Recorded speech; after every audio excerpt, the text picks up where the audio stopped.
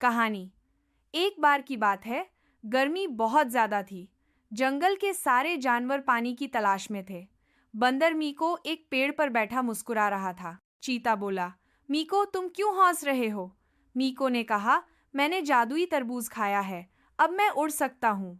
बच्चों, आज की कहानी में है मजा भी, मस्ती भी और एक प्यारा सा सबक भी। तो तैयार हो जाओ, एक नई रिड। सारे जानवर हंसने लगे।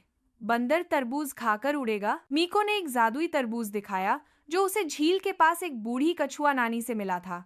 कछुआ नानी ने कहा था, ये तरबूज सिर्फ उस दिलेर और चालाक को उड़ने की ताकत देगा जो दूसरों का भला।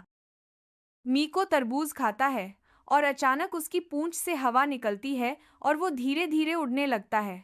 सारे जानवर हैरान रह जाते हैं, लेकिन थोड़ी देर बाद जादू खत्म हो जाता है और मीको धड़ाम से कीचड़ में गिरता है। सब जानवर हौस पड़ते हैं। कछुआ नानी आती हैं और कहती हैं, असली चालाकी दूसरों की मदद करने में होती है, सिर्फ अपने लिए उड़ने में नहीं। मीको को अपनी गलती का एहसास होता है। वो सारे जानवरों को झील तक ले जाता है ताकि सब पानी पी सके। सीख, असली चालाकी दूसरों की मदद करने में होती है, न कि सिर्फ अपने फायदे में। अगर ये वीडियो आपके चेहरे पर मुस्कान लाने में कामयाब रही तो एक लाइक तो बनता है। शेयर करें अपने दोस्तों और परिवार के साथ। और बाय डॉट करने में होती है, बडीज सेंड से लीजाले। और बाय डॉट करने में होती है दोस्तों, और बाय डॉट करने में है सारी।